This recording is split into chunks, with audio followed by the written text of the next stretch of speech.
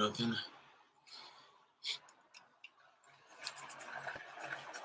Hey, yo. Good morning. What's going on, everybody? Derek here. Back with another live session. Another freezing cold live session. Happy New Year to everybody. Happy 2022. I hope you had a fun, safe, enjoyable New Year's Eve. If you were like me, you did not stay up till midnight. But to each his own. If that's how you want to get down, by all means. You know what I woke up this morning feeling like? I woke up feeling like there's somebody out in Houston right now that could really use my help. Before I get into that, let me do my little quick intro. My name is Derek, covering everything wholesaling real estate on this channel, specifically virtually wholesaling real estate, as that's what I'm doing. Currently living in California, sourcing opportunity out in Houston, Texas, in my virtual market, Houston Metro. To be transparent, I've closed 2 deals virtually thus far. Been doing it for about a year. My 2 deals came pretty much back to back, and in hindsight and reflecting on it, it definitely came back to back because that's when I was putting in the most work. But anyways, try to go live once a day, Monday through Friday. I've been taking Wednesdays off. I think that's probably what I'm gonna do moving forward. Monday, Tuesday, Thursday, Friday being the live streams. Sometimes I'll hop on Saturdays as well, like I did this past weekend if something comes up. But yeah, if that's something that you're interested in, please feel free, hit that like, subscribe, notification bell before you leave. Share this with any friends that you think may benefit from it. Just trying to build a little bit of a community here. I just created a Discord group. So if you want to join that and connect with us when we are offline, just a way for us all to communicate and stay in contact with each other when I'm not on the live stream. I dropped the link in the description of this video. It will be in the description of every video moving forward. It's a very bare bones Discord group right now. I haven't put in the time into really building it out. So I'm waiting for people to get in there, give me a little bit of feedback, suggestions on what they'd like to see so that I can start getting some resources up there for you guys. Just off the top of my head, we were talking, I just recently got a list of like blacklisted words that you don't want to use through text messaging. I can throw up, my cold calling script in there, maybe some contracts that I use, stuff like that. So feel free to join that. Like I said, it's just going to be a way for us to connect when I'm not on live stream. I found that people were reaching out to me through Instagram and I couldn't necessarily keep up. Not like I'm getting crazy DMs, but I'm just not really on Instagram all day. Right. And I'm not going to be on Discord all day either, but I may put the post notifications on my Discord so that I at least get notified when somebody, starts talking. But anyways, what I was saying is I really woke up this morning, new year, feeling like, somebody out in Houston needs my help. And I say that like partially joking, but I think that that's the mentality that I have to really be in to make these calls and to have the intention of wanting to help somebody, right? If it's all about the money and I'm just trying to chase the check, then opportunity is never going to come. So I say that again, like partially joking, but not really. I really want to drill that into my mind. Somebody out there needs my help, and that's the person that I want to connect with. That's the person that needs me to connect with them. Somebody's out there struggling, falling on some financial hardships, and I'm going to be their saving grace. I'm going to come along and offer them a solution, and it's going to be a win-win for everybody. They're going to walk away from this situation feeling like they got a weight lifted off their shoulders, and I can hopefully get a monetary payment for it for being able to do everything that I'm going to be able to do, facilitate the transaction, help them move on to the next phase of their life. So, with great power comes great responsibility, and I don't take that lightly. And I never really intended for this channel to be educational. I always say that. Again, I've only done 2 deals. This isn't like I know what I'm doing and you don't, so listen to me. It's not that at all. It was really intended for you to just get an over-the-shoulder view of what it is that I do every day, and how it is that I'm on my journey and chasing my goals, and kind of just having you guys tag along for the ride, to be quite honest. So I never want anything that I say on this channel at this point in my career. I do have a passion for education. So once I feel like I've put myself in a position to where I can be, bestowing knowledge upon people, then I will at that point. But up until that point, this is just, hop in the car with me while I do this. So what I was getting ready to say is, with great power comes great responsibility. I don't take that lightly. Uh, and again, this is not me telling you what to do, to each his own, but I urge you guys to not take that lightly either. It's a big deal. Selling these people selling their house to you, and um, you know, relying on you to solve the financial hardships that they've run into, the tough times in their life. They're turning to you in order to get that resolved. And if you're going to sit on the other end of the phone, if you're going to sit across the kitchen table from them and you're going to promise them that that's what you're going to do, then you should make damn sure that that's exactly what you're going to do, and you're going to uphold your obligations in the agreement that you set up with the seller. So that's what I woke up feeling like. I really woke up feeling like wanting to help somebody. Um, I'm hoping, and I say that because I get in the habit of getting on these phones and just expecting the no, but it should be flip flopped. I should be getting on the phone, knowing that there's going to be no's, but expecting to get in contact with somebody who's going to say yes, and that is going to have likely a problem that I can solve. And I got that feeling when I spoke with that woman, the last woman that I spoke with last week. I think it was on Friday or maybe Thursday, but it was the last cold call that I had made. And after a bunch of no's, she said, "Yeah, me and my husband have thought about selling."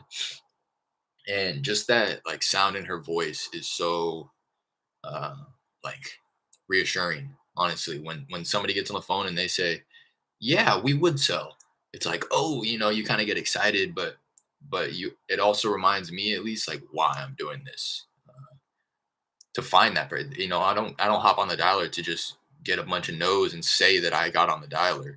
And I think that it's easy to do that. I think that it's easy to hop on the dialer and then at the end of the day say, "Yeah, I dialed for 3 hours." It's like, well, where was your mind at when you were dialing? Were you just simply on to the next, no, no, no, okay, bye, bye, bye? Or were you actually trying to dig deep on the conversations that you did have, in order to determine whether or not these people do have problems that you can solve? So that's something else that I want to carry into 2022, is to take advantage of every conversation that I have and not just treat them like another number, right? And it's difficult for me to say that because something else that I'm really wanting to work on is just staying true to my process and not becoming emotionally attached to any one lead. And I've done that. I'm guilty of that, right? A lead comes up and I'm spinning my wheels and I'm spending days trying to comp it, this, that, and third, and trying to, make sure that the cash buyers are going to be where I would need them to be. Whereas if I just made them an offer where I felt confident, um, I could have easily just moved on to the next. Right. So I do I do want to be treating them as a number in that regard. I don't want to get caught up and emotionally attached to one specific lead, but I also, when the opportunities do present themselves, I want to try to open the conversation up to the point where I can make the offer. And that's something that I was telling myself all day yesterday. That's my main priority. Moving forward is just offers, offer, offer, offer, offer, offer, offer, offer, money, money, money, price, price, asking price, offer, offer. That's what I'm drilling in my head. Is make the offer, make the offer, make the offer. I don't care if they don't take it. I don't care if they're insulted by it. As long as I know that I'm staying true to my process and I'm coming up with the offer the same way that I come up with everybody's offer. And the way that I come up with that offer, I'm confident in that process and that formula, then all is good. I'm doing it the way that I want to be doing it. And that's all that matters. So, rant over. I'm going to call this list here. It's Fort Bend County, hot zip codes, at least a handful of the hot zip codes. Using the list source partial list method. If you're not familiar with that, go YouTube it. Max Maxwell, I believe, has the video that everybody turns to. Uh, Pulling, just I would search in YouTube hot zip codes, list source, Max Maxwell, and he'll show you a free way to uh, go through list source as if you're getting ready to purchase a list, but at the very last step, you don't actually buy it. So it is free, but it'll allow you to see the hot zip codes, um, pertaining to the number of cash transactions in the area. So if I'm going to search, you know, Fort Bend County, show me or just give me a list of all cash buyer activity, meaning there was an LLC that bought it, and they closed on it with cash, and then whatever other type of parameters you want to set forth. And then when you get to the end, you'll say, no, I don't want to buy it. But you can kind of dissect and inspect the list, and you can see by zip code where the most and least number of cash transactions took place within those parameters that you set up. So that's what I did for this one. I pulled again just a handful of the zip codes because I wasn't trying to buy like a huge list. Um, so I just grabbed a handful of zip codes, and this is 60 plus years of age, um, absentee owned, meaning they do not live in the property. It's a second property of theirs, third property. It's just not where they live, or rather, it's not where their mailing address is. They could live there, to be honest. It happens. It pops up from time to time, but um, it just means that their mailing address does not match the property address. So in all likelihood, the mailing address is where they live, and the property address is more often than not a rental for them, meaning that they have some tenants in there paying them rent, and they're their landlord. So in this case, 60 plus, absentee owned, in hot zip codes. The idea behind the motivation is that they're older people. They're kind of just done being landlords. People, you'll hear it referred to as tired landlord. Uh, in most cases, it means that they've been a landlord, 10 plus years, and they're just over it. Uh, they can't get around like they used to. Um, you know, they're not willing to put up with the tenant problems and issues that arise like they used to. They're just wanting to kind of liquidate and wipe their hands clean with it, especially in the hot market. Uh, and that's kind of the other motivating factor there that hopefully is in the mix, is the fact that it is in a hot zip code. So they know that this could go both ways, right? They know that properties are selling, but the issues of being a tired landlord has to supersede or trump the knowledge that they have of the hot market, right? Because if all they are seeing is, yeah, the market's super hot, we want to sell.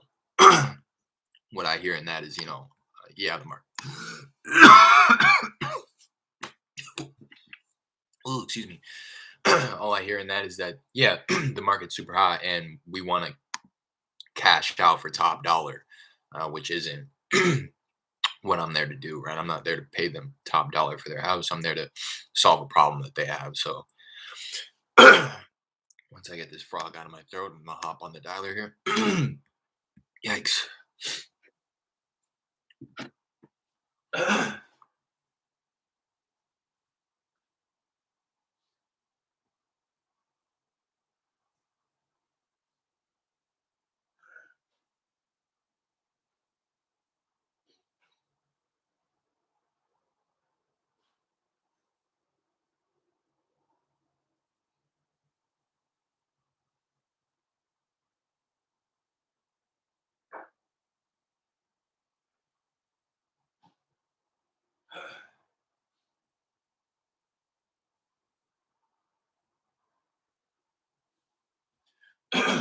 Jeez.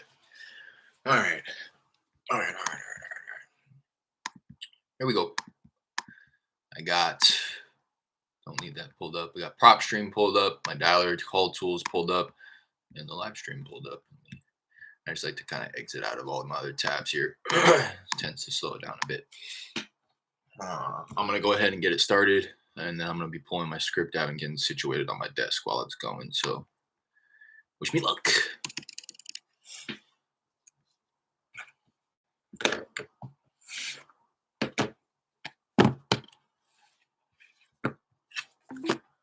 Hello? I don't like these.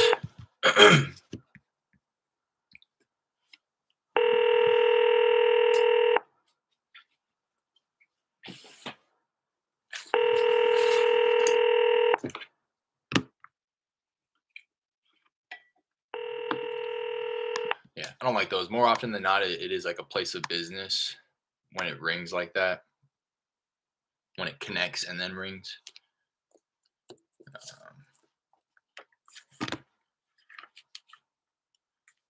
Um, And if you've watched any of my videos before, you know that I do not like to get people at their place of work. I made enough, you know, I made that mistake enough times in my earlier days, as if I've been doing this for so long. But just to know that that's not taken kindly to. People really take offense to you calling them at work. It's like bad enough that you know their phone number. Hey Hello? there, is this Mr. Furman? You looking to purchase a property, sir? Possibly. Do you have any for sale? No, sir, I don't. Okay, okay. Well, I appreciate you taking the call anyways. How about? That guy owns like hundreds of properties. um, I'm surprised he even answered the phone. Last time I called on one of his properties, he this is what I'm actually going to do this right now because he's clearly not interested. I'm going to hop off this campaign and I'm going to go ahead and um, one second, guys. I'm going to go ahead and remove his properties. I thought it'd be like a good relationship to start, just to see if he was willing to talk about it, but he's not. Clearly, I mean, he's the last time I called. This was actually in the other dialing session. It went straight to voicemail, and it was an IVR. It was an interactive voice response. I've talked about this before on the channel. It's like when you call a doctor's office and they're like, press 1 for x-rays, press 2 for pediatrician. That's an IVR, or also referred to as a call tree. Um, and that's what it was last time I called. It went straight to an IVR, and it was like, if you're interested in what it was marketing or promoting was lease to own. So they're looking for people to, which is a good play. It sounds like. I'm not too familiar with it, but what they're doing is they're looking for tenants to move in and pay rent, but the rent that they are paying is actually going toward the equity of the property, so that at one point they convert their lease into a purchase agreement, or again, I don't know exactly the ins and outs of it, but that's essentially what it is. They're looking for somebody to go in there uh, and know that the money that they're paying down every month is actually going toward the equity in the property that they will eventually own. But the caveat to that is uh, they have to treat the property as if they already own it. So they're responsible for repairs. They are responsible for, they can't go to the owner of the property and make requests as if they are the landlord, because that's not the agreement that they would have in place. So that's what I need to close this window. That's what the IVR was promoting when I called him. That's the first time I've ever talked to the guy, but I do know that just in driving for dollars virtually and seeing a bunch of properties pop up, he owns, let me see how, I don't think he owns hundreds, but he owns a good handful. Let me pull him up in prop stream while I close this. Or at least crack it.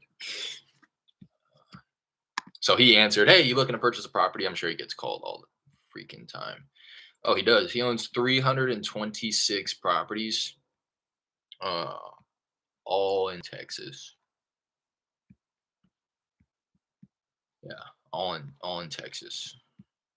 This is the guy to know out in Texas. Maybe a good cash buyer. I don't know. Anyways, what I wanted to do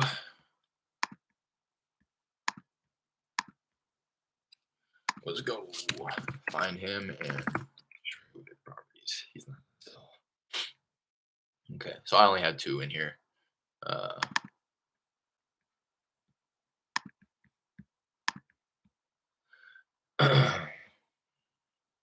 both are. It looks like I connected with him on both, and he let me know that he was not interested on both. But I'm surprised that he's even in there, to be honest. Both those properties must have just slipped through the cracks, or were on a list that I purchased.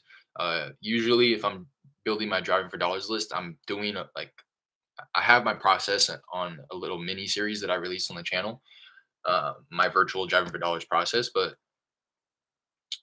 what was I gonna say? Typically, when I'll do that, I kind of take an extra step. It's a little bit more time consuming, but I take the extra step to determine whether or not these people are even worth reaching out to. And typically, if they own like 326 properties, I won't add them, um, because the likelihood of them wanting to sell one of them pretty slim. Uh, that's me thinking for the seller, I think, but I used to keep it to like, own three or less properties because in my mind, it used to be, if they own four plus properties, they're going to have the resources or the means to liquidate that asset in order to get more than what I'd be able to offer them. But that's definitely me thinking for the seller. Um, and what changed my mind about that was the gentleman who I've been going back and forth with about his six properties. I was able to keep up in that conversation, and he wants to sell six of his single family rentals. So after I talked with him, I convinced myself, like, you know what? I can talk to these people. I can talk to these people who have a whole portfolio. Um, and just because they have a portfolio doesn't mean that they're not looking for a quick sale. Doesn't mean that they want to just wipe their hands clean with it, and they don't want their resources that I think they have, and they don't want to, go list it market and get appraisals and walkthroughs and showings, and they just want somebody to come along like me, call them and say, "Hey, I'll pay this much for your property or for your properties."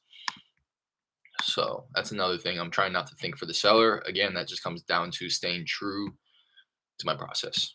Yeah, this guy's on my list. He's 60 plus, and he has a property in these hot zip codes, absentee owned.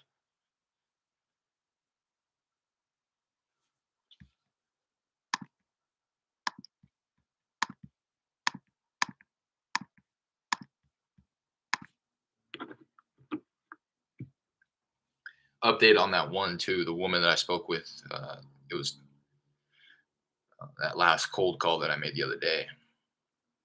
Um, she was like, "Yeah, we have a house that sits on 2 acres, and then we have uh, 19 acres right across the street, and we do want to sell. My husband's in the yard working, so call tomorrow." I looked it up when we got off the phone. It's not in a desirable area at all. Um, the acreage that she's talking about is agriculturally coded um, for the county codes. So I'm not familiar with it or how you go. It's just not even an area. When you're looking at vacant land, you want to look at an area or hope that it's in an area where there's development taking place so that you can go ahead and flip that piece of land, or rather, when you're wholesaling the contract to buy that piece of land, you want to flip that to a developer who can come in and build a house on the land. But in this case, that wasn't going to happen with this acreage. I don't know what you would do with it. You'd have to farm it, to be honest. That's kind of the area, what it seemed like. Like their neighbors down the road. It's a pretty rural area where there's a lot of space in between each home. So her next neighbor, probably like quarter mile down the road, um, they've it's very clear that they farm. They have a decent amount of acreage as well, but they're farming that land. The woman that I spoke to, it doesn't look like they're farming that land. They just have 20 acres, and they're just sitting on it, and it's not really worth any money. It may sound like it is because it's so much land, but it's really not. You can't do anything with the land. It's in the middle of nowhere. You would have to sell it to a farmer. And even then, it looked like it was not great terrain. Like the 19 acres across the street looked like it was on hills. So I don't even know if you could farm it. Uh, I mean, maybe you could, but it doesn't seem like good farming terrain. So I'm just letting that one go. I went through last night, and I went through all my follow-ups that I have set on my dialer, and I just kind of hello. At the tone, please record Just your kind of message. thinned out the unnecessary ones, the ones that I don't want to waste my time calling. Like that woman, it would been a nice conversation, I think, but it was not going to be attractive to a cash buyer. That's something that you got to keep in mind. Yeah, I can get hello. Hello? Hi there. Is this Miss Pavelek? Who? Hi, I'm sorry. I'm not sure if I have the right number. Hopefully, you can help me out. I was looking for the owner of a property on East Strack Drive. Oh, you have the wrong number. Okay, Not I'm sorry about that.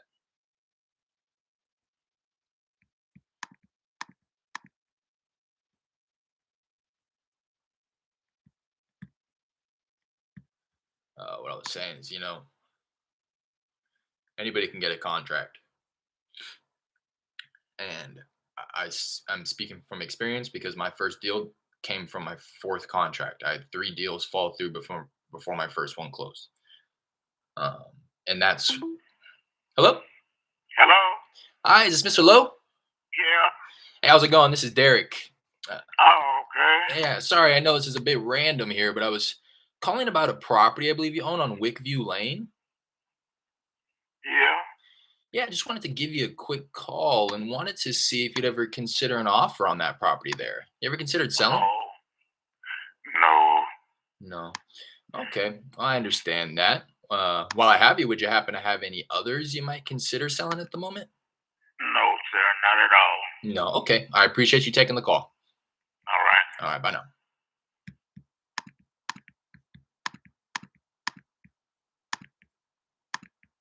I'm telling you, I'm not playing around. 2022, feel like Magic or Bird, one of the ball players.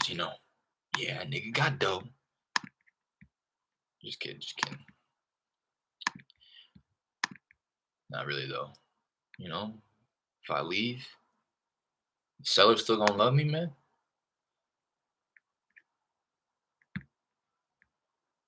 Man, I get love out here in Houston. Hello?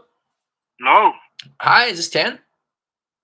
No. My name is Mauricio. Oh, I'm sorry. I might not have the right number here. Hopefully, you could help me out. I was looking for the owner of a property on Kanda Lane.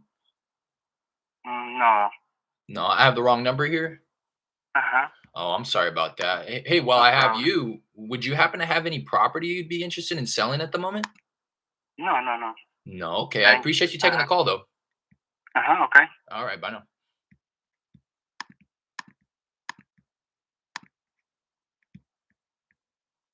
Man, I done sold single families. Hello? Oh, Hey, Mr. Taylor. hey, how you doing? Doing well. Hey, this is Derek. No, this is a bit random here, but I was calling about a property I believe you own on Northridge Drive. Got 3 properties on North Ridge Drive and 3 other ones, but it's none for sale at this time. Oh, okay. Completely understand. You think that any of them would be, up for sale in the near future? Not really. Most of the people in them been in them for years. All right. Good for you. Okay.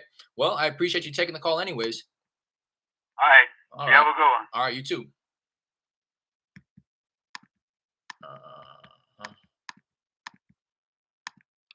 Uh, that guy seems like somebody that I'd want to, I mean, maybe not follow up with so diligently, but if he was in the list of, I haven't yet, but at one point I do want to start cycling through all of my no's. That makes sense. You know, Everybody who has let me know, no, I'm not interested at the moment. I eventually want to call through that list because people's circumstances change. I know some of the bigger players who are blowing through a lot more data than I am. They'll call those people every 30 days, every 3 months, every 6 months. But I have heard people call them literally every 30 days until they tell them, you better stop calling me or I'm going to report you or whatever the case is. Hello? Hey, John. Child? Hello? Hey, am I speaking with John? It's good. Who's this? Yeah, this is Derek. Sorry, I know this is a bit random, but I was calling about a property I believe you own on Falling Waters Drive. No, I don't. Take it off the list. Their parents are Yes, sir. It's got it 30 years ago. Okay. All right. As far as I know. Gotcha. I appreciate you taking the call.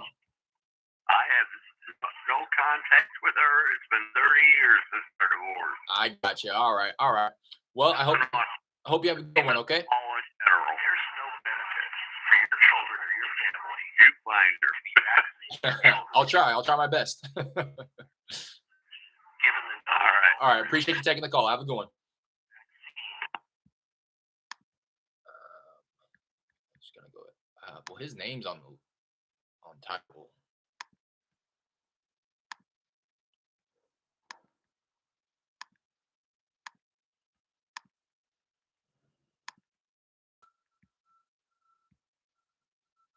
I always get confused about that. Let me pull it up in prop stream, see what it tells me.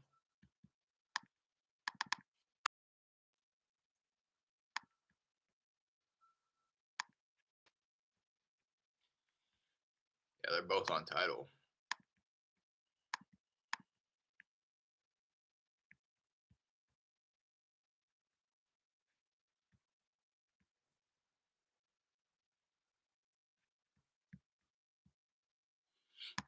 Per prop at least.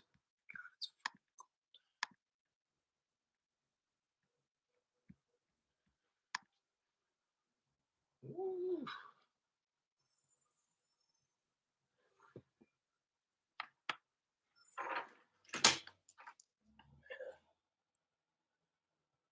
Trash never comes on a good schedule. It used to be every Friday or whatever it was, but unpredictable.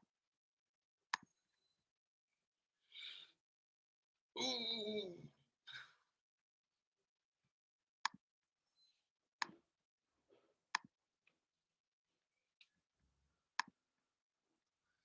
Yeah, I went through last night and trimmed the fat.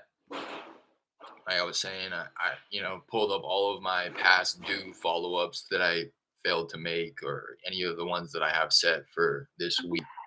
Hello? Sí. Hey, Mr. Guzman. Huh? Hey, this is Derek. Sorry, I know this is a bit random here, but I was talking about a property I believe you own on Hendon Lane. Oh, sorry, no me say English too much. Oh, okay. Yeah, I just wanted to call and see if you had any interest in selling that property there. Have you ever considered? Hold on, give me a second. 1 second. Okay. Hey, Alicia. Maybe I don't know. Sure. I don't know what to say. Sure. Okay. Tal vez usted no entiende un poco el inglés a él. Say? Yeah. I was just calling about a property I believe he owned on Hendon Lane, and I wanted to see if he had any interest in selling that property there. Está vendiendo la propiedad. Oh, no. No. Okay. All right. Well, I appreciate you taking the call. Sir. Thank you. Bye now.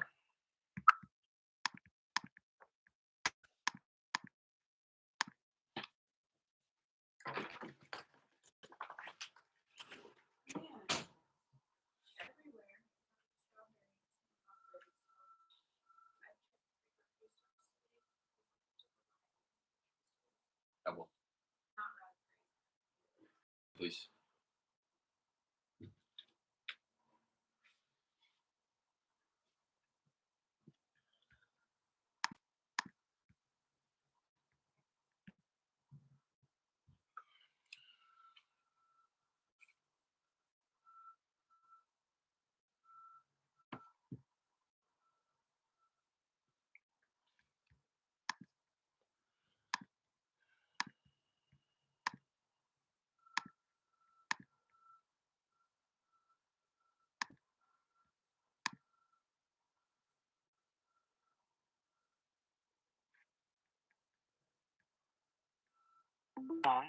Record your message at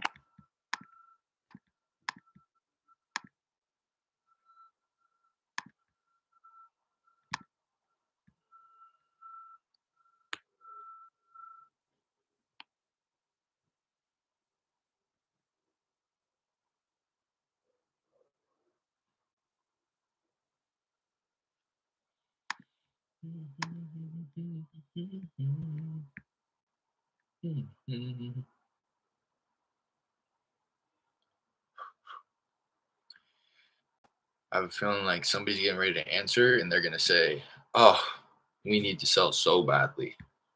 I'm going to say, "Look no further.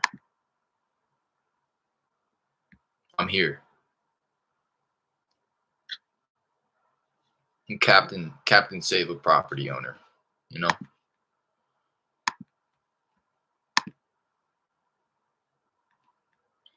Captain Save a Seller.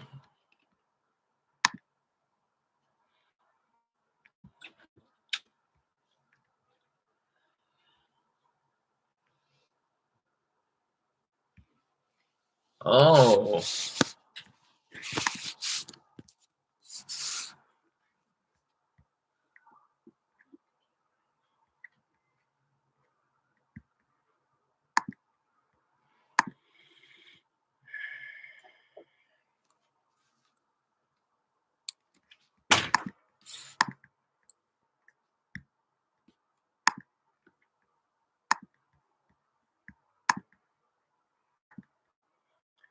I don't know how many lines I'm dialing off of, but it doesn't seem like many. I think this is like only the first. This is probably the first time I've called a lot of these people. Um, yeah. So I may only be dialing off of like 2 or 3 lines. I'm not quite sure. I can't check while I'm dialing.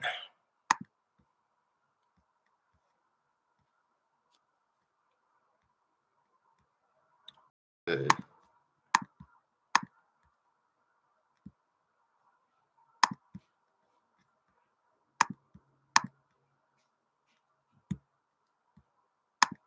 Wish I could. What do you think? Should I add another line on here? I don't know. I'm getting a pretty decent amount of contacts. I've just become impatient for some reason. I used to sit on the dialer for hours and only talk to. I'd get one contact every like 7-8 minutes, and I'd be okay with that. Now, if like 2 or 3 minutes goes by and I haven't talked to anybody, start to get a little. Hello. Hello. Yeah, who's this? Hi there. This is Derek. Is this Miss Liao? Hello. Who is this? Hi there. Who is this? Hello, this is Derek. Not sure if I have the right number. Hopefully, you could help me out. So I was looking for the owner of a property on Klein Green Lane. Yeah, you got the wrong number. Oh, I'm sorry about that. I thought they were getting ready to let me have it. Actually, that was the right number. I bet money that was the right number. That's just the way that they were responding, and her passing the phone off, and him jumping on, and you know, I'd bet good money that was the right number. But I'll take the word for it. I'll mark it wrong number and remove that number from the property, and I will give the other 2 numbers some more tries.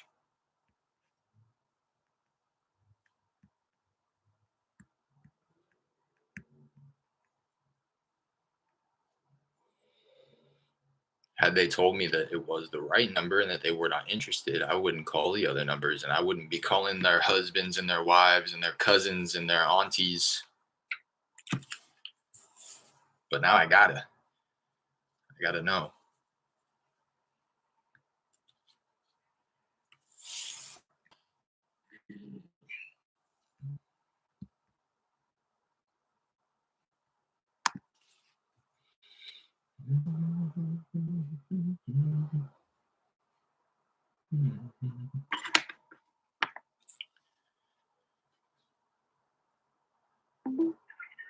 Hello? Hello. Hi there. I'm sorry, I'm not sure if I have the right number. Hopefully you can help me out. I was looking for the owner of a property on Enyart Street.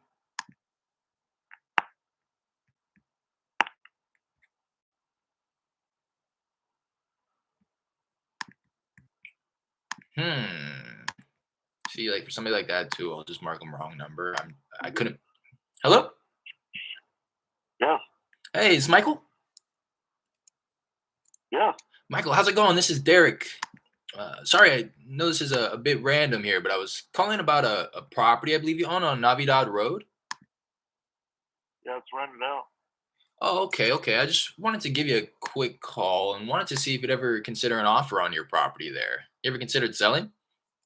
No. No, okay. Completely understand. While I have you, would you happen to have any others you might consider selling at the moment? No. No, okay. No, no, no,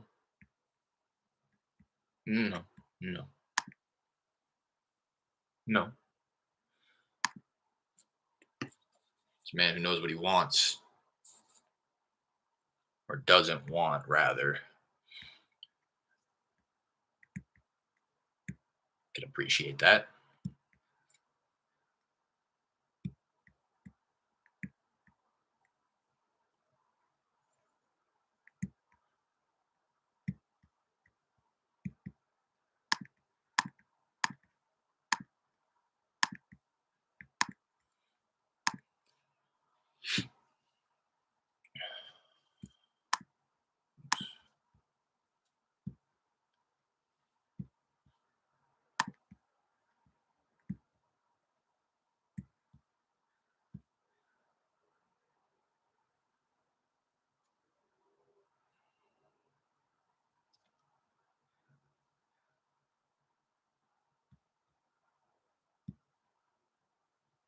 Okay, looks like I'm dialing off of 4 lines,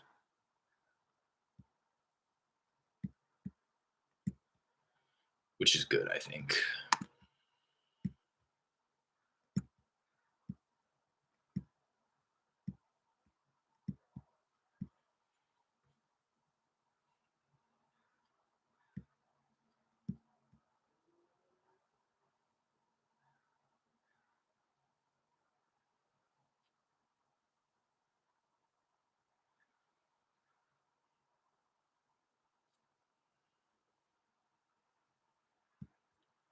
I think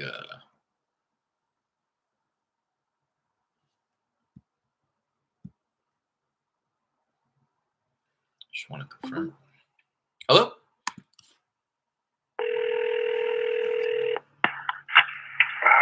Good afternoon, State Farm. This is Stuart. Hey, Stuart. Sorry, I think I dialed the wrong number here.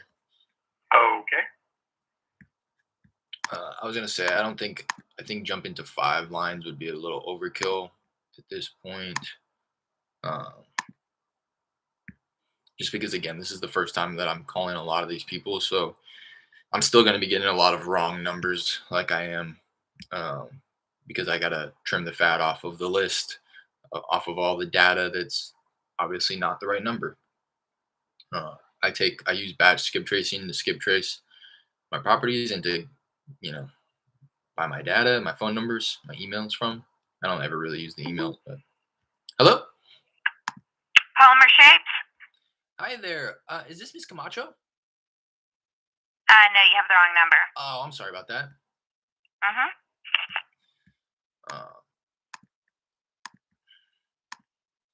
so they give you up to 10 phone numbers. I usually take the first 3, maybe 4, if I'm using the first mobile number to text. Uh, but yeah, you just think about it in a general sense. I'm not gonna get a hold of the right person every single time.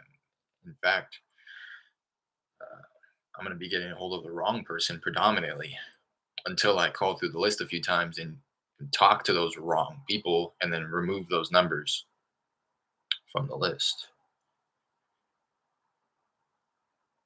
So when I dial through the first time, second time, it's really just, you'll obviously have a high contact rate, but you'll also have a high number, a lot of people where it was just the wrong number that need to be removed, or a lot of voicemails machines that you get.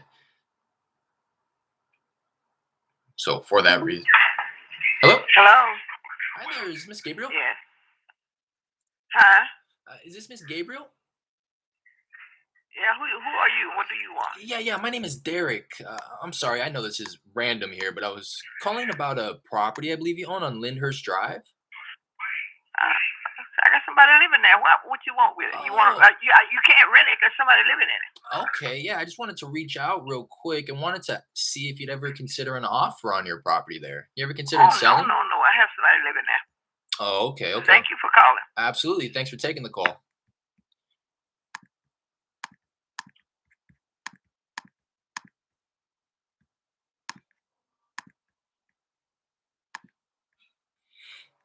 What was I just saying? I lost my train. Oh, So when you're calling through, you're going to get a lot of It's not like I don't want to talk to those people though, because I do want to eliminate those numbers from the system. So I'm kind of still figuring out the nice balance of calling off of a set, specific number. Hello? Ano? Hi, Ronnie. Nada. Hey, this is Derek. Huh? This is Derek. I'm sorry. I know this is random, but I was calling about a property I believe you own on Carver Street.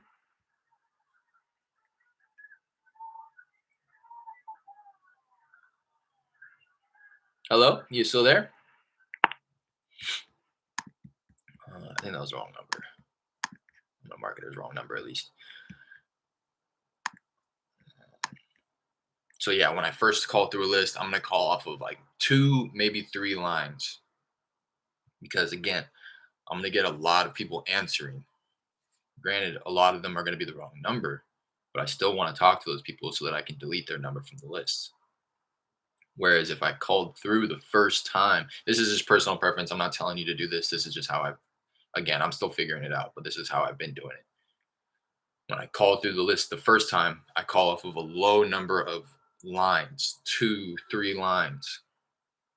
That way that way my abandon rate isn't super high. Hello? Hello? Hey, is this Mr. and Mrs. Lopez? Pardon me? Hi, I'm sorry. I'm not sure if I have the right number here. Hopefully you can help me out. I was looking for the owner of a property on Hickory Forest Drive. Wrong number. Oh, I'm sorry about that. Bye-bye. Because if I were to call off of 5 lines the first time calling through, I'm going to get a lot of people picking up and me not being there on their line when they're there. I'm going to be on the other line talking to somebody else. Probably wrong number. You know what I mean? But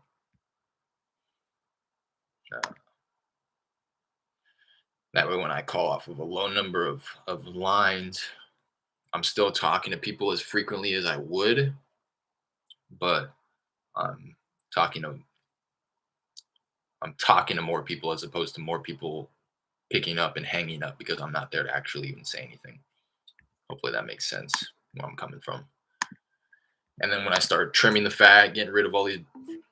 Hello? Hello? Hey, Francisco. ¿Quién habla? Hey, this is Derek. Sorry, ¿Quién? this is Derek. Sorry, I know this is random, but I was calling about a property I believe you own on Jupiter Drive. I think that was him. I mean, I don't know. Those are so hard to dispo. Call disposition, I mean. I wish they would just say, hello? Hello? Hi, is this Mr. Stevens? Yes. Hey, how's it going? This is Derek. Hey, man.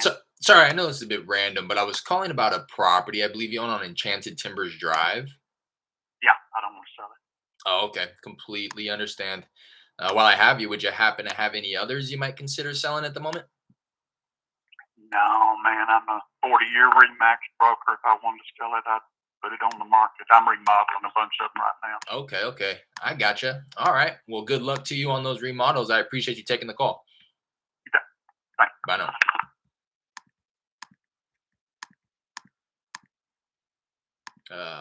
What I was getting ready to say is that I wish they would just tell me, yeah, this is the person you're looking for, and no, I'm not interested in selling. Because when they leave it open-ended, more often than not, I keep them on the list and I call them again. You know, when I can't, I try to make pretty good assumptions. Like if I say, hey, Mr. Smith, and he's like, yeah, this is Mr. Smith, and then I say, hey, this is Derek. I just, and I go through my pitch, and then only once I reference the property do they hang up. I usually say that they're not interested. I can safely assume that it was pretty clear to me that the only reason they hung up was because I mentioned the property, and I did confirm that it was the person that I was looking to speak with. Then I'll say, not interested, contact made. Whereas that last one was like a little up in the air. I may just say, no contact, and then they'll get added back into the list to call, and then I'll talk to that same person whenever it is that I connect with them again and ask them the same thing. And uh, so again, I'll try to make the best, you know, strongest assumptions. Hello. Good morning. Good morning. Is this Mr. Blake? You called a number that has my name on it. What do you need, young man? Well, sir, my name is Derek. I was calling about a property I believe you own on 10 Curves Road, and just wanted to see if you'd ever. Right here. Let's stop right here. Okay. Please take me off of your listing. Okay. I will do that, sir. I appreciate you taking the call, Mr. Blake. I hope you have a good day. You're welcome. Every day's a good day, young man. If you don't believe it, ask me again. Absolutely. All right, bye-bye. Bye now.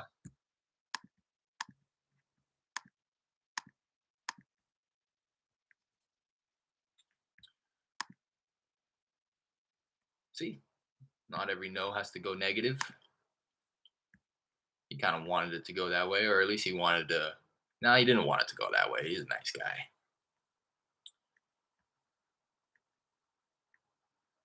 And I appreciate him being so forthright.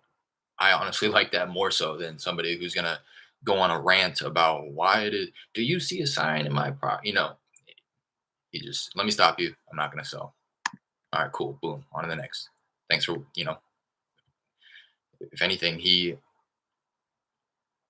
is considering and appreciative of his own time, and it kind of trickles into him being considerate of my time as well. So no point in staying on the phone chopping it up with somebody who has no interest in selling.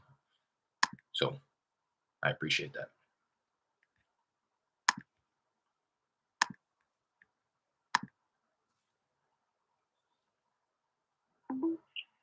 Hello? Yes, Hi, is this Miss Osagi? yes. Hi there, this is Derek. I'm sorry, I know this is a bit random here, but I was calling about a property I believe you own on Mission Glen Drive. Oh, I think that you wrong number. I'm sorry? You wrong number. Oh, I don't have the right number here? Yeah. Oh, okay, so this isn't Miss Osagi. No. Oh, okay. While I have you, that was weird. She completely responded to it and then said that I had the wrong number once I brought up the property, but take her word for it.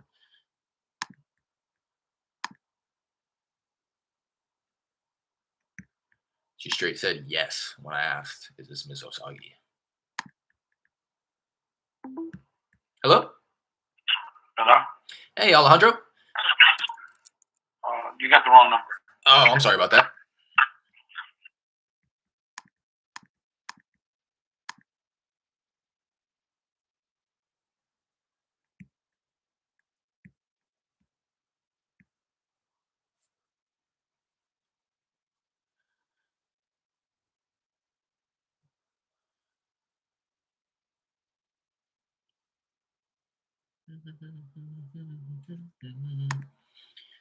Don't forget, the link to the Discord group is in the description of this video. Hop in there. It's very bare bones. Nothing in there quite yet, but plan on throwing up some resources. And if you have any feedback on what you'd like to see in there, or how you think anybody may be able to benefit from joining that group, that Discord channel, let me know in the Discord or on the comments of this video.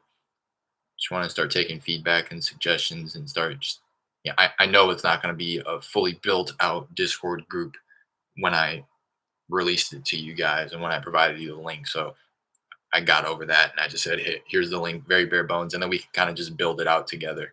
Let me know what it is that you'd like to see, how you think that you'd be able to benefit from the group, and I can start getting some content up there. So that, again, the link for that is in the description of this video, and I'll start including it in the description of every video moving forward.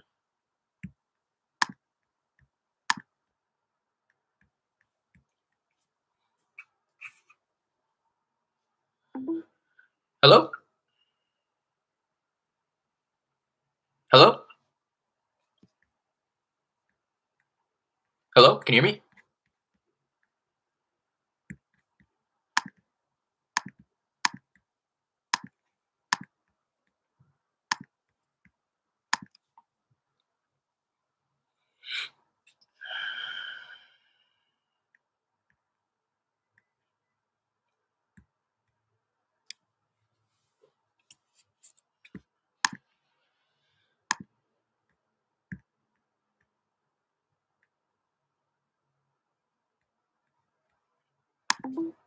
Hello?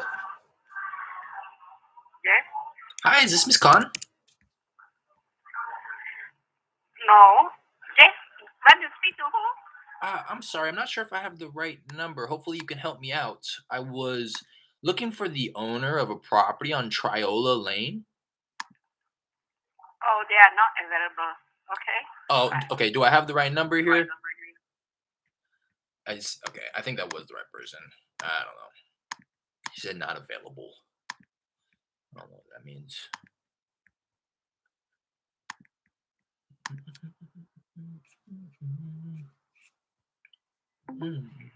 Hello? Ah, just missed it. So that's a perfect example of um, the system just taking a little bit too long to connect me. And because they are using voicemail detection, they're trying to determine whether or not what it is that they're hearing is a real human or if it's a voicemail machine. And it just took a little bit too long for the system to detect that it was a real person. And by the time that they connected me to the line, they were already in the process of hanging up. So that'll happen.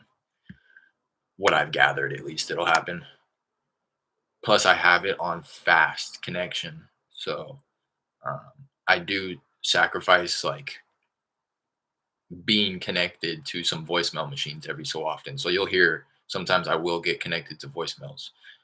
But if I were to have clicked slow for the campaign setting, I will likely not get. Hello? Yes? Hi, is this Miss Phillip? What you need? Hi, I'm sorry. My name is Derek. I'm not sure if I have the right number. Hopefully, you can help me out. I was looking for the owner of a property on Fairview Forest Drive.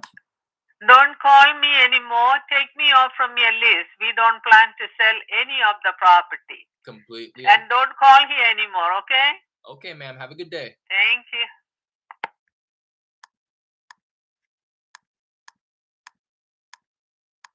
That's all I want to know. I forget what I was just saying. Oh, if you click slow, in all likelihood, you will connect to very few voicemails. But then situations like that will pop up more frequently where it's taking its time. The system is going slow as you selected for the setting because you don't want to connect to any voicemails. So now it's taking its time determining if it's a human or if it's a machine. And then by the time you connect, you'll probably run into that situation a little bit more frequently. So a lot of moving parts with call tools. Still trying to find the happy medium with the balance of all these settings. That's just like hardly scratching the surface right there with those that fast, normal, slow setting of voicemail detection. There's that. There's how many times you're going to call each number. Uh, you know how soon after you want to call the number that you were not able to get a hold of the person at. How many lines you're dialing off of. There's just a lot of moving parts that you need to set up in the back end of call tools so that you can just simply come in when you're ready to dial and press start campaign with confidence, knowing that all that stuff is set up in the background so that you're not calling people, back to back. You're not, within just a couple minutes, you're not calling, uh, people who have the wrong number, who just told you that they have the wrong number. You're not recalling or redialing people who are leads, who are not interested, who have just told you. Um, you're not missing out on opportunities because you're dialing off of too many lines, and you're getting a lot of abandons because you're not actually there to talk to them. You're not, sacrificing. Hello.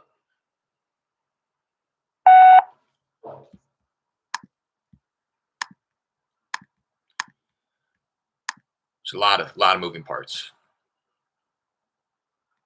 What are you crying, laughing at, Jared? That last one. Take me off your list. That's all good with me. That's all I want to know. Get right to it. If you just hopped on, Jared, you missed another one where he said, "Let me stop you. Let me stop you. I'm not selling. Take me off your list." And he ended up being a really nice guy. And I made a point of saying, I appreciate that. To be quite honest, I like it when people cut me off and they say, "Hey, we're not interested." Don't save your breath. Don't waste your time. We're not going to sell. I said, all right, thank you. That's all I wanted to know.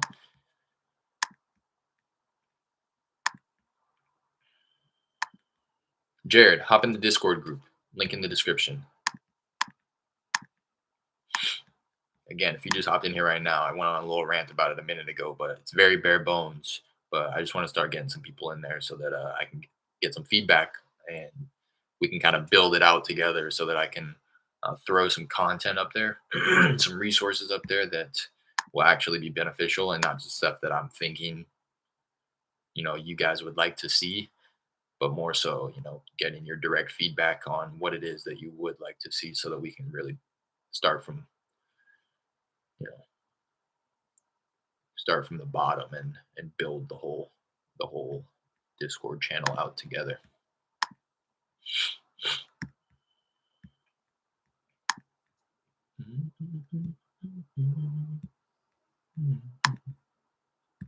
Man, I've only got like 100 numbers. I feel like it's just going really slow, but I guess I have been talking to a lot of people. I don't know.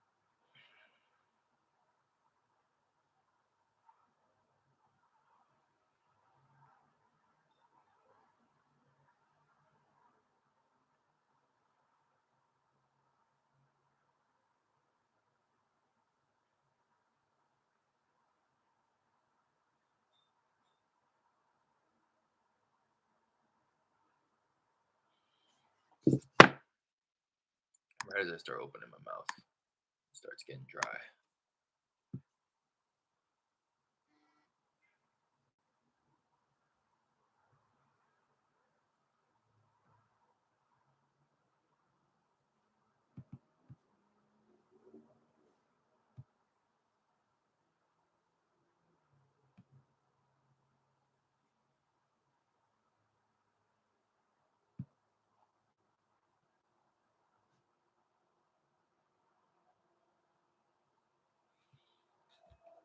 Right as I open my mouth. I like when they're rude and funny, gives me a good laugh. Yeah, exactly. It breaks up the conversation a little bit. Like, you know what I mean? Like you're saying, it wakes you up a little bit. Like, oh, or else you kind of just get in the habit of like, hey, looking for this person. Did you want to sell? Hey, looking for this person. Did you want to sell? Hey, did you want to sell? Would you consider an offer? And then that one person, take me off your fucking list. Don't ever call me again. And then it's like, oh, okay. And the next call, you're, hey, just wanted to see if you'd ever consider an offer on your property.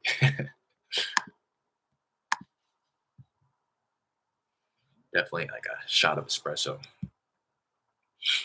Roxy, Happy New Year. Let's get it. Let's get it. Starting it off strong. Roxy, hit the link in the description to join the Discord group. Trying to push that as much as possible right now. Very bare bones, but it's going to be a place for us to connect, for everybody to connect with each other, especially when I'm not on a live stream. I found that people are starting to reach out to me through Instagram and stuff, and I realized, hello? Hello?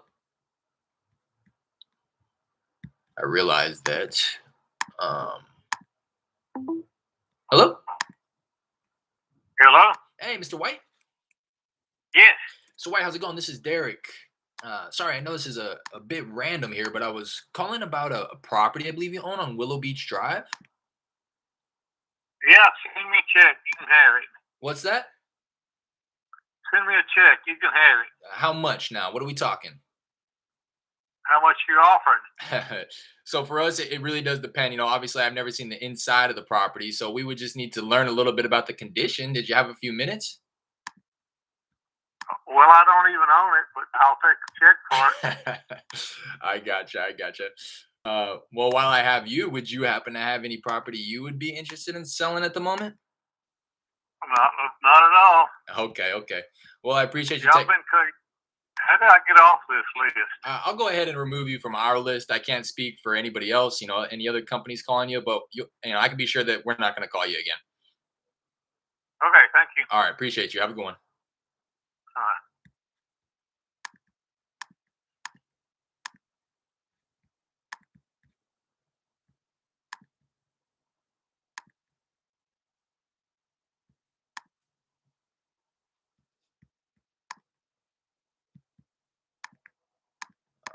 But to finish my thought, I started having people reach out to me through Instagram, and it wasn't that I was getting inundated with DMs, because I wasn't, but I have a few people, that I'm talking with back and forth through Instagram that have found me on YouTube, and I just realized that.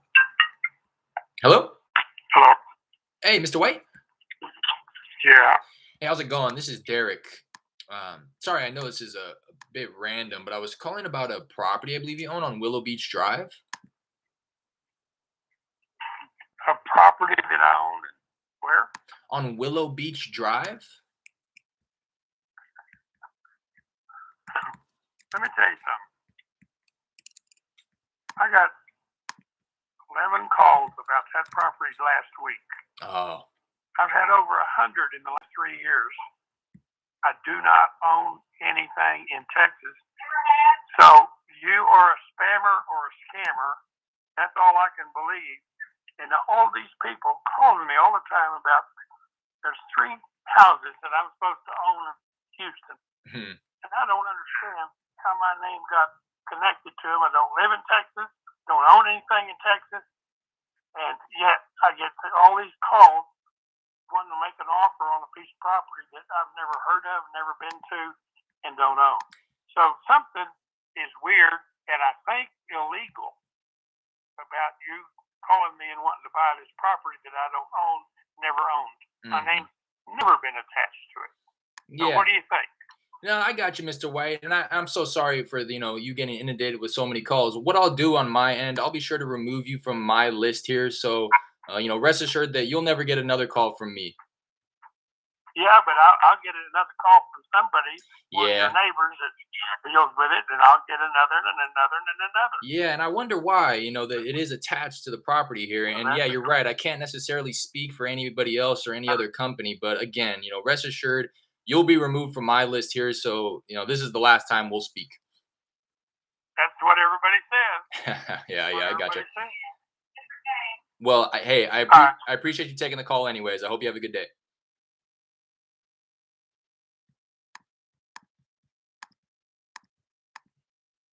Let him go on his little rant there, that'll make him feel good. Give him and the wife something to talk about later.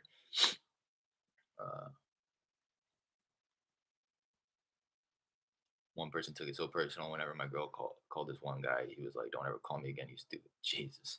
Then he sent a long ass text out. Yeah, people. Yeah, I've been getting a lot of that too. I think it's coming with the heightened awareness of the industry and what people are really doing, and unfortunately some bad apples in the bunch are ruining it for everybody else who wants to operate ethically. But I have also found that a lot more people are responding with threatening, um, I'm going to report you, I'm taking $500 out of your bank account.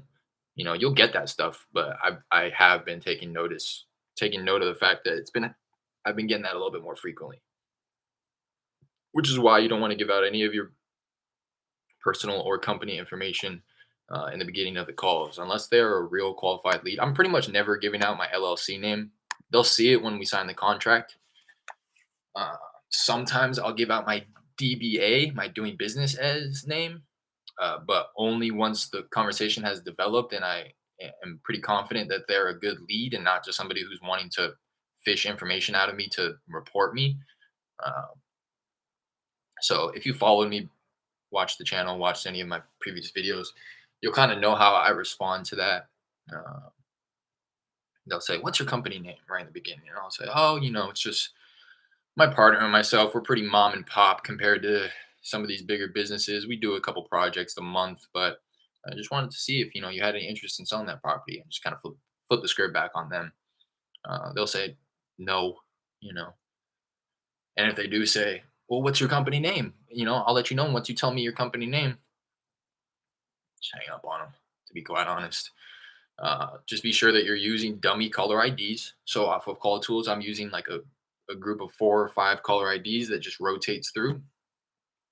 These numbers are not and cannot be. Uh, I mean, you may be able to trace them back, but for anybody who's not technically savvy, which a lot of these people and homeowners probably aren't, then you can you know, make the calls with confidence that as long as you're not saying, "Hey, my name is Derek and I live here and this is my company and you can find us online at this website," you're good. But that is a pretty common um, beginner mistake. That's a mistake that I've made myself for sure. When you first start making calls and somebody asks, "Well, yeah, you know what?" Because sometimes they'll be nice about it.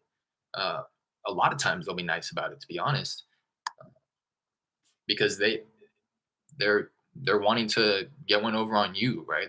They feel like their time has been wasted so much that they're going to waste somebody else's time, or you know, they're going to be nice about it. They're not going to say, "Hey, I want to report your ass. What's your company name and address?" They're going to say, "You know what? We've thought about selling. You know, what's your company name? I'd like to look you up a little bit." That's what they're going to say. Those are the people that you got to be careful of.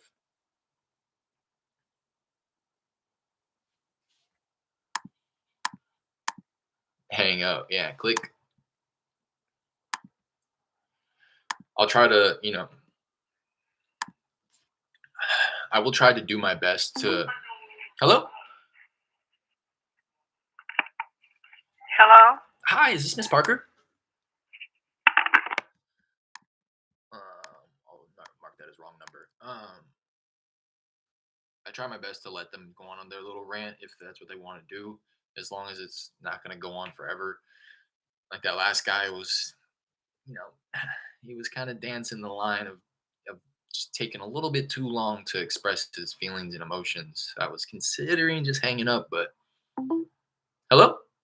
Hello? Hi, is this Miss Murphy? Did I call you? No, no, no. My name is Derek. I was reaching out about a property that I believe you own on Pebble Lake Drive.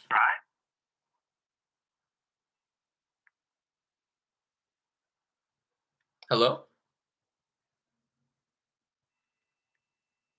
Hello? Can you hear me? See, I'm gonna call her back. Not this very second, but I'm not gonna remove her from the list. She didn't hang up either. I don't know what that was.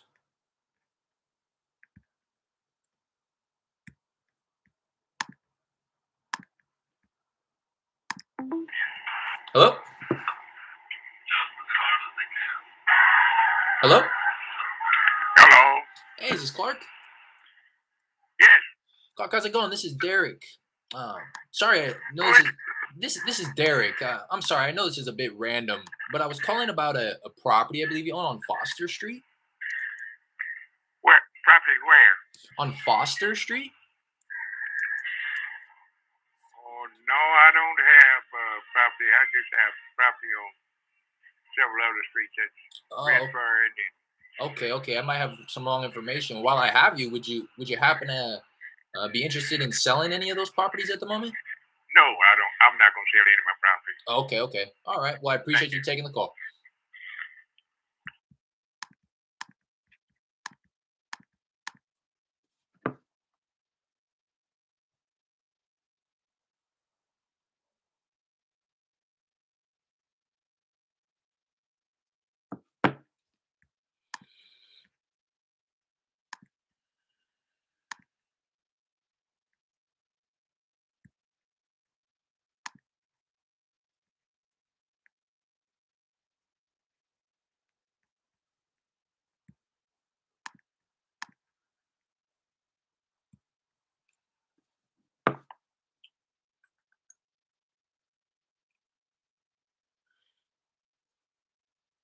And you guys, it happened. I lost my fantasy football league by mm, 18 points. Could have made some better starts in my starting lineup, but same goes for him. He could have easily made some better starts himself and just blown me out. So that's what I was hoping for. I was definitely the underdog. He has a much better team than I did, so I had to bank on a lot of my players going off and a lot of his players having bad days. And it pretty much did happen that way, but a couple of my players had bad days too. So chalk it up as a loss. I still get 200, which is double my entry fee. It was an entry fee of 100 for a 10-man league, $1,000 pot.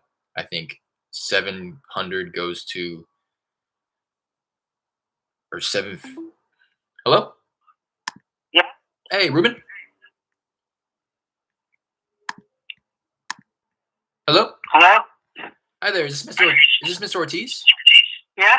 Hey, how's it going? This is Derek. Sorry, I know this is a bit random here, but I was calling about a property I believe you own on Gatewood Avenue. Yeah, I'm not selling it. Oh, okay, completely understand. While I have you, would you happen to have any others you might consider selling at the moment? No. No, okay. All right, well, I appreciate you taking the call. All right. Bye now.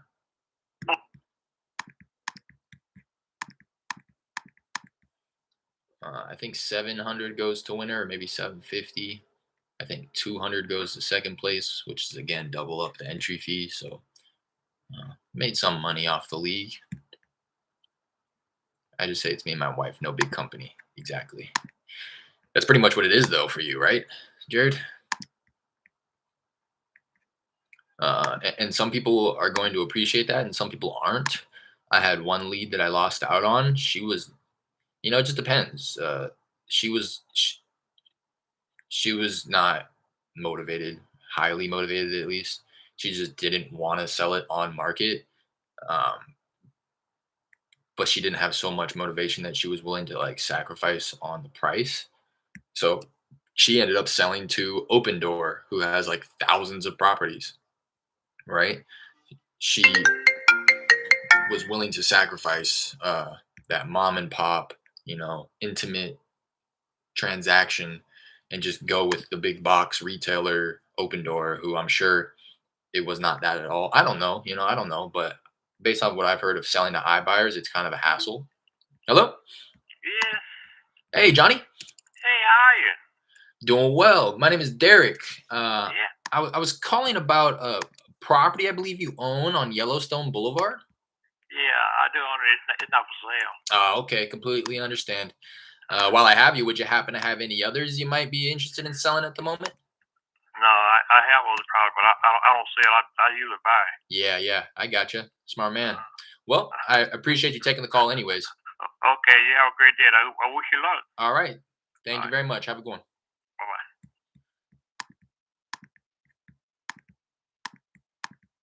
Nice guy.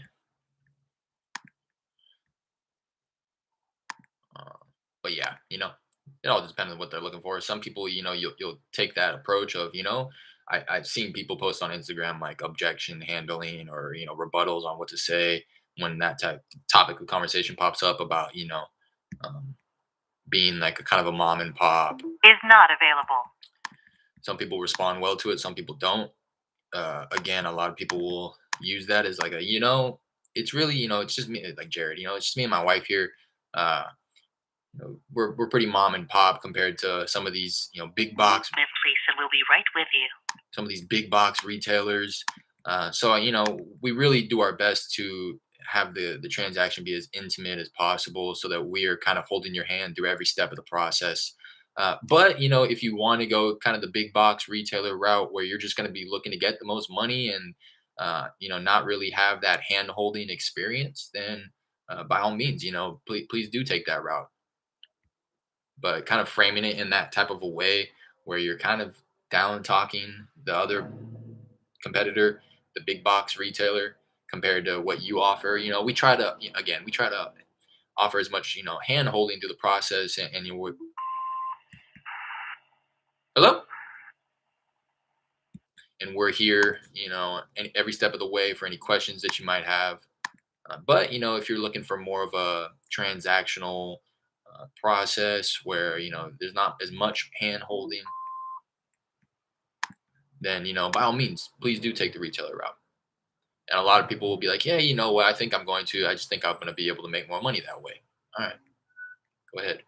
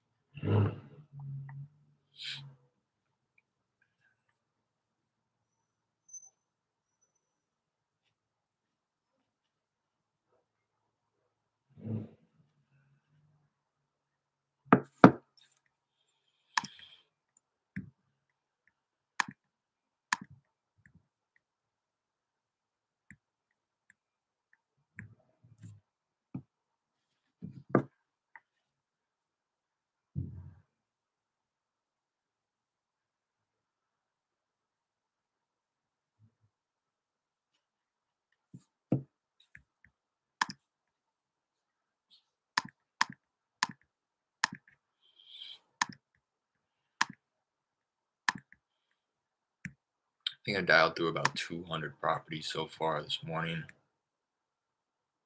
if I remember correctly, of where I started. Hello? Hello? Hey, Mr. Torres? Hey, Hey, how's it going? This is Derek. Sorry, I know okay. this is a bit random here, but I was calling about a property I believe you own on Hidden Valley Drive. Mm, no, Oh, okay. Do I have the right number here? no, no now, maybe later. Okay. When do you think a more appropriate time for me to call you would be? You think in a couple months? I'm, I'm not of the country. Oh, okay. When will you be In back? Mexico. I'll come back, I think, next month. Next month, okay. You mind if I give you a call then and see if you have any, give it any thought? Yeah. Yeah. Okay. All right. I'm, okay. Thank you. Sure. I don't know if you're on here, Jared. You tell me. Is that worth calling? Is that worth having Raina call him?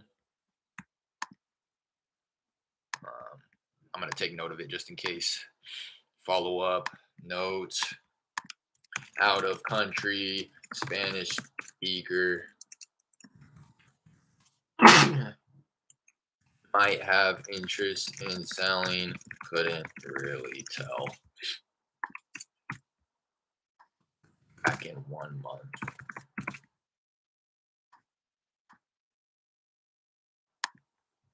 I'm gonna set a calendar event. Possibly refer.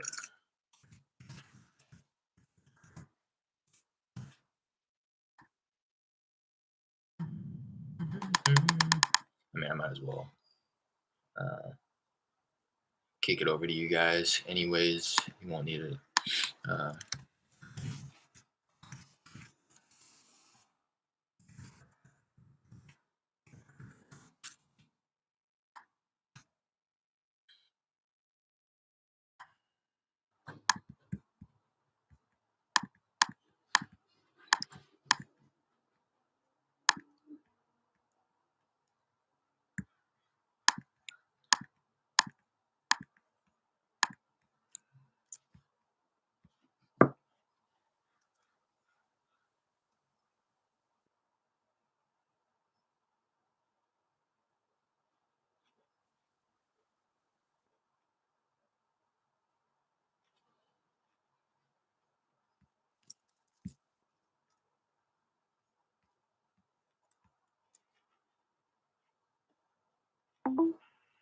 Hello?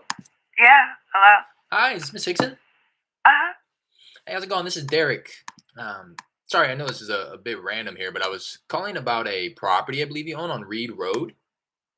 Oh, yeah. Sorry. It's not for sale at this time. Oh, okay, completely understand. While I have you, would you happen to have any others you might consider selling at the moment? No, not now. Thank Okay, you, though. appreciate you taking the call. Have a good one. Bye. Bye-bye. I know.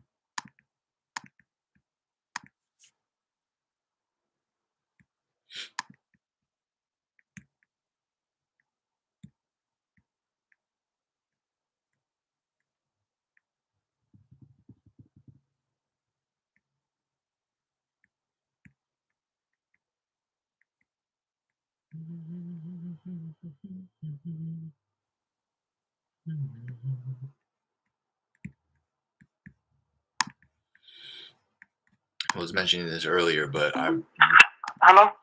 Hi, is this Mr. Merrifield? Who? Hi, I'm sorry. I'm not sure if I have the right number here. Hopefully, you can help me out. I was looking for the owner of a property on Commerce Street.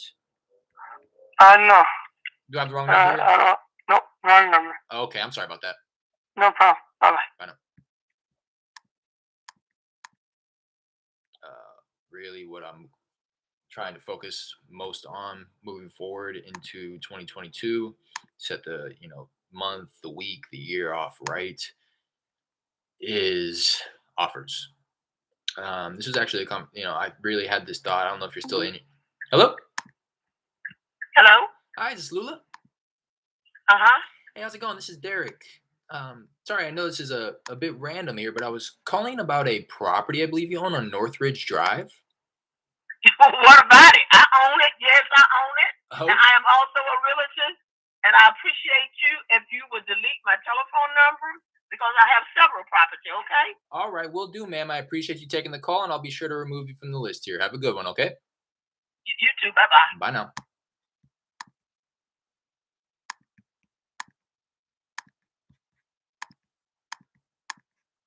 I don't know if Jared's still in here, but he's definitely worth calling back. Yeah, I think so too, Roxy. Dang, if hopefully are you typing that when that's happening with me? When I'm saying that, Roxy? If so, like that literally didn't pop up till right now. Um, if that were the case, it'd be like 3, 4, 5 minutes delayed. I wonder if that's the case. But I agree. I think he is worth calling back. I'm gonna see if Jared's a girl. I've been tossing all my Spanish speaking opportunity over to Jared, so him and his girl can give him a call. Just it's like with that gentleman there, he probably would be able to carry a conversation in English, but it's gonna come to a point in time where we're gonna have to start discussing if he is a hot lead and we do end up moving forward towards an agreement. He's gonna have questions, and I want to be able to have those questions answered, and have him move forward with confidence that he knows. Hello? That he knows exactly what's going on. I don't want to leave anything open for interpretation or have him doubt anything. You have reached the mailbox for extension 113. No, I'm a few minutes behind the stream. Okay, people keep calling me positive. Okay.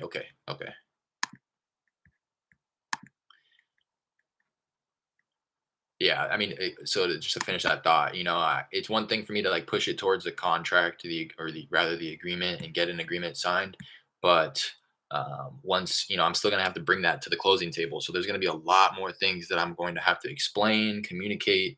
We're gonna have to be on the same page with a lot of different moving parts in order to actually get that to the closing table. So I just don't want to mess around with language barriers. I don't want to play with it. Not hello. Hello. Hi, is Martha? No, Martha is not at this number. Oh, I'm sorry. I take it you know why I'm calling then about the property on Drew Forest Lane. No. Oh, This number associated with that name is wrong and always has been. I get tons of calls, and oh, we have no property. okay. I'll be sure to remove you from the list here. I appreciate you taking the call though. Thank you. Bye now.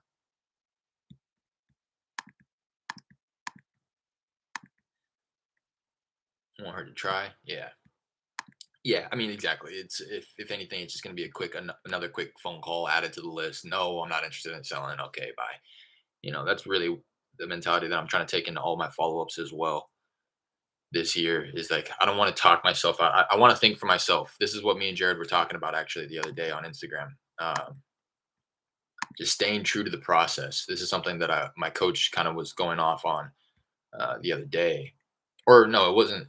He wasn't doing it. I was tapping into the material in his course, and he was just talking about making the offers and staying true to your process, right? And not thinking for the seller. And that's something that I've admit that I am a victim of, and what something that I do frequently is paint a picture for the seller when in all reality that's not even remotely close to what it is that's going on in their life. I will never know what's going on in their life. I will never know if they're going to take my offer unless I make it. So that's something that I really want to again focus on, staying true to the process, offer, offer, offer, just go down the script, just push these people through the funnel, feed them through the funnel. And not, when they're halfway into the funnel after I pre-qualified them, think to myself, you know what, they're not going to like this offer. Let me make it a little bit higher. Or you know what, they're probably not going to take this offer. There's no point in ever making it. Hello? Yes. Hey, Ying.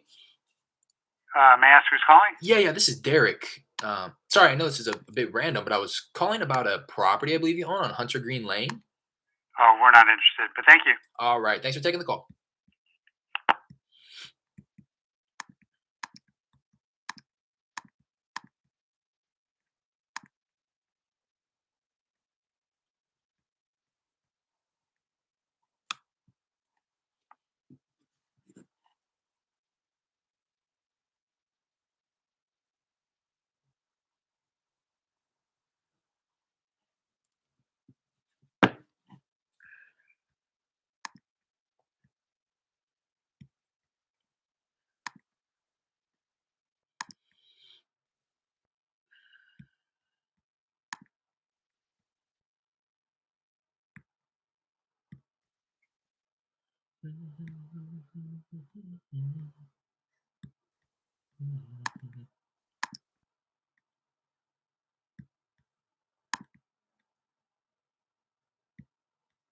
Yeah, so I think I've dialed through about a little over 200 properties so far within like the last hour. Um, mind you, a lot of those properties have one, two, three phone numbers attached, so I've dialed a number of times. Um, how many deals have you done? I've done two, Jarvis. Welcome. I think this is the first time I've seen you hop in the chat here. Don't know if you're subscribed, but if you are digging the content, do me a favor, hit the like button, subscribe, and got a description in the or a link in the description. I just created a little Discord group so we can stay connected while I'm off stream. But to answer your question, two deals. I've done two deals virtually. My first deal was a $12,000 spread that I split with a JV partner that's in my virtual market, which is Houston. So we each took down 6 on that one. And then my second deal came shortly after that. And I did it solo, virtual. Well, not solo. I contracted the stuff that I needed done, like, somebody to go out to the property and take pictures. I found a girl that I paid $100 to do that. The cash buyer, put it under contract, sight unseen, and was able to do a walkthrough after the tenant got out. So it was a vacant property. The owner, the seller wasn't going to be there, so I wasn't really worried about having anybody facilitate that walkthrough because again, it was already assigned. The buyer already put up his earnest money and all that good stuff. He just wanted to check it out to make sure that everything was what I said it was. So he did, and luckily, I was under the assumption that he was going to beat me up on price, but it was such a good price, and I ended up taking $8,000 down on that one, my second deal. So I've done two deals to answer your question. I am in Florida. Okay. South Florida. I know a lot of people. Hello? The tone. Please record your message. No, a lot of people are doing it out there. I'll be here for the whole live session. My guy.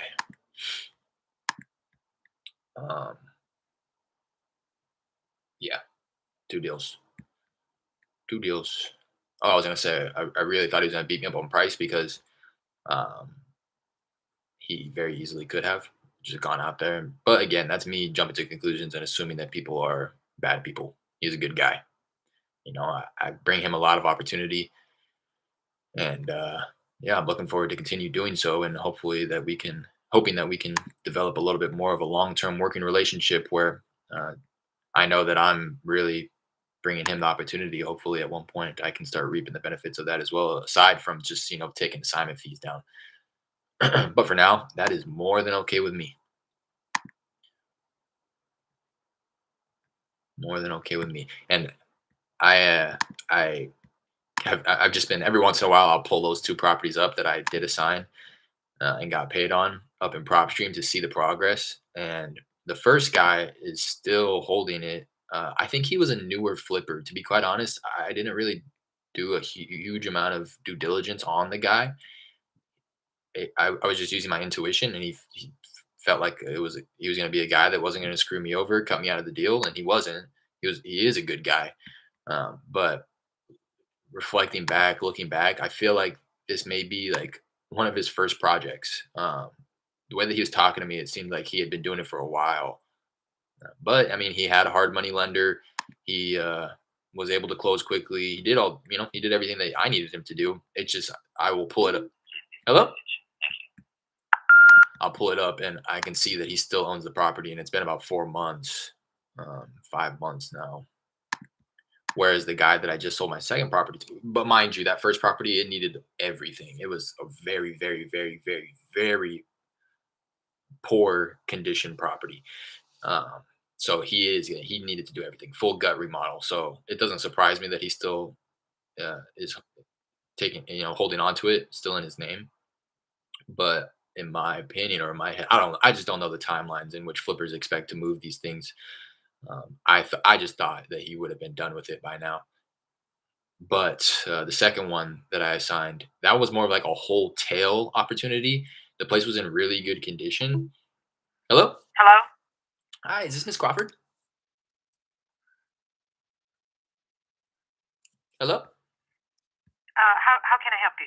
Yeah. My name is Derek. I'm sorry. I know this is a bit random, but I was calling about a property I believe you own on Bellcrest Street. Sharing up.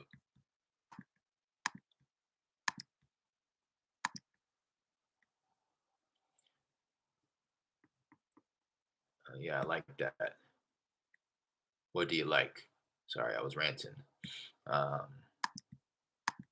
what lead source was that? Oh, okay. Let me finish my second thought. Uh, my uh, my second assignment, I checked up on that property, and he relisted it already because it was already a wholesale opportunity. Like I said, it was in really good condition. So if he did anything, he may have cleaned it out, did some more, fresh carpet paint. But that was probably it because he already listed it. Leave your name and phone That number was after the beep. just a couple months ago,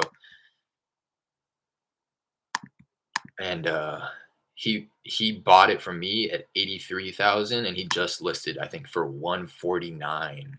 So It's my voicemail. I'm not able to take the call. so mind you, I'm actually gonna hop off here. Mind you, he probably was paying money for hard money. He paid my assignment fee. Okay, so he came in at 83,000. He's selling it for 149. In all honesty, by the time I looked at it, let's pull it up, see if it's still for sale.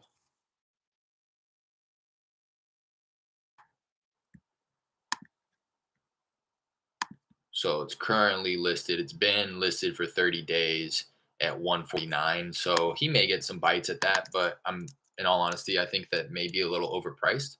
Um, I don't know though. Let's just say he sells it for 140. If somebody comes in with that offer and he's willing to just walk away with it because he's making a home run. Oh, okay. That's the point of me doing this calculation because it's not really a home run. Let's say if he sells for 140, he's listing it himself actually. So I didn't know that he was even licensed, but I can see that he's listing it himself. So let's say he only has to pay like 5% in commission, buyer commission, and closing costs.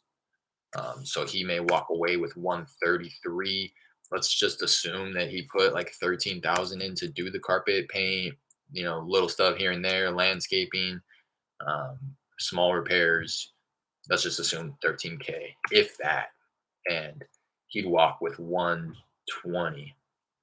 And again, he bought it for 83, so we're looking at like a $37,000 spread there. And then just subtract however many points he paid on the hard money, what type of interest rate on the hard money. Let's just say it comes out to something like a little over 30,000 profit. So it's not a crazy home run, but it was a good deal for him. For it to just be a simple, smooth, literally bought it and just relisted it himself. Again, I didn't know he was a realtor until I saw that he listed it himself. What lead source was that? The first deal that I did was virtual driving for dollars. You can check out how I do that on my channel. I have a little mini series that outlines how I virtually drive for dollars.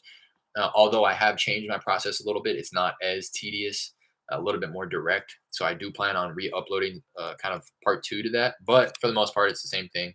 I just drive on Google Maps. I have 30K is crazy, bro. Yeah, it's not really though for a 30K is crazy. I think for a wholesale in this market at these price points.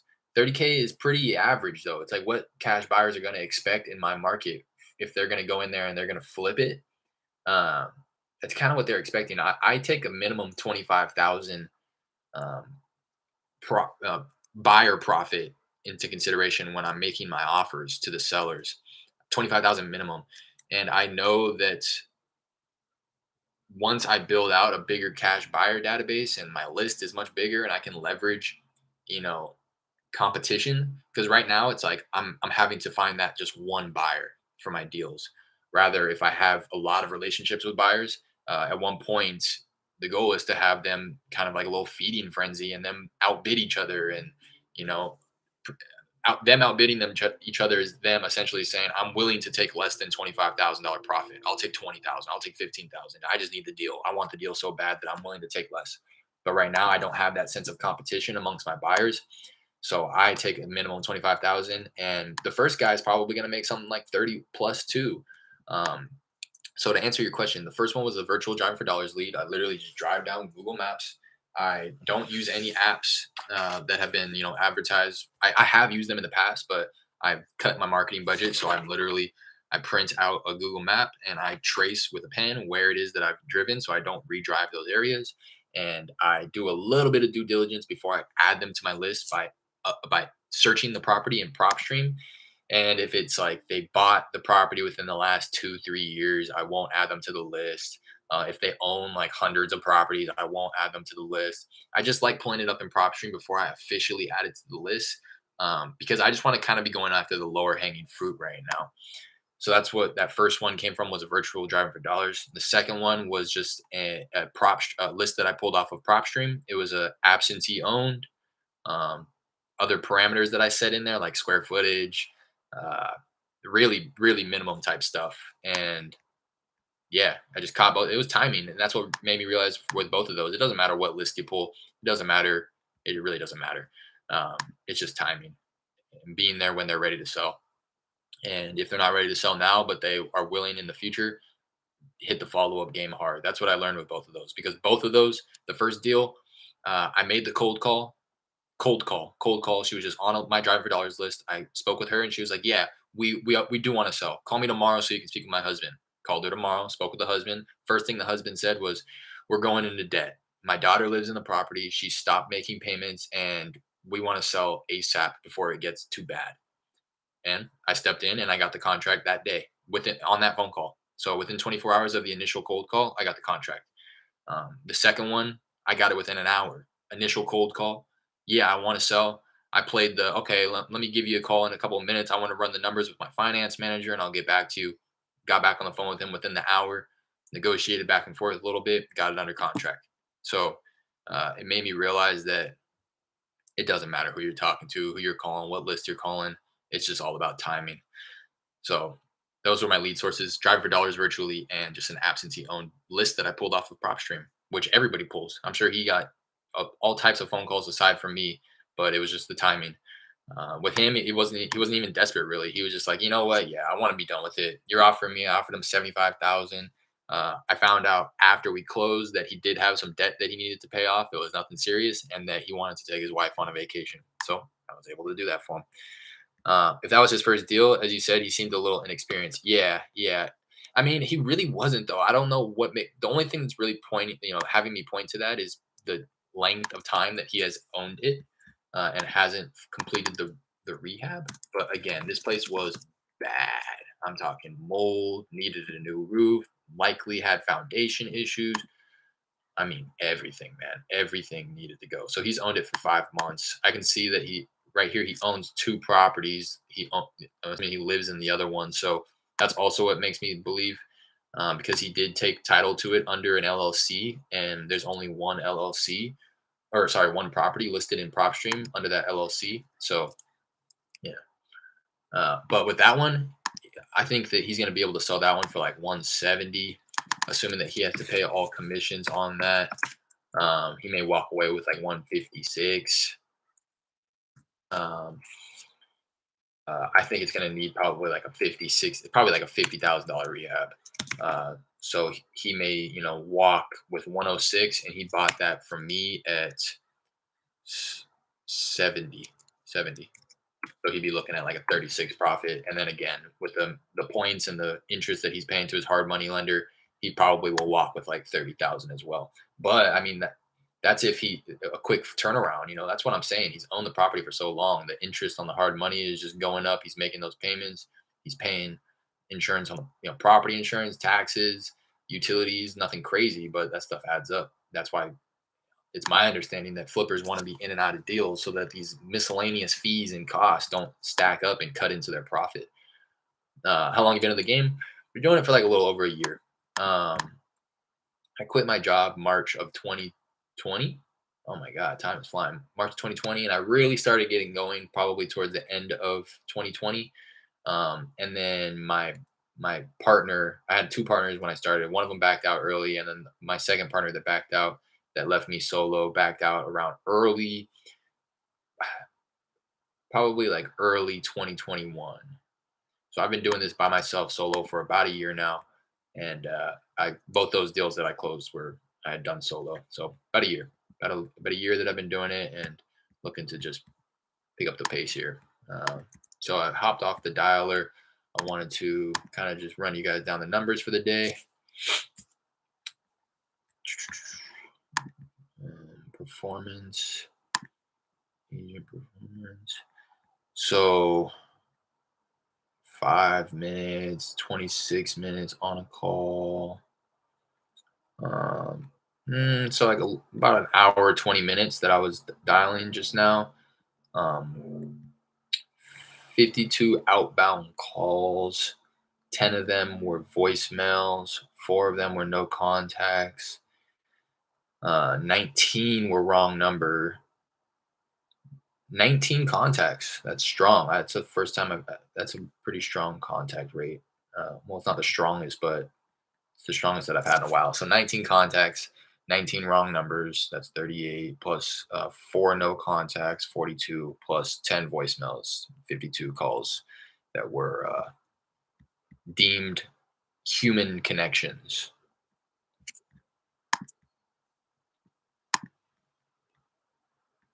$748 total dials. Like I said, I dialed about 200-ish properties. But all of them have 1, 2, 3 phone numbers attached. So dialed like 748 total. Out of those 748, 242 were connected. Of those 242, 175 of them were detected as a voicemail by call tools, so it never even connected to me. And 63 of them were deemed human. And out of those 63, it gets broken down to the stuff that I was saying. And then 11 abandoned.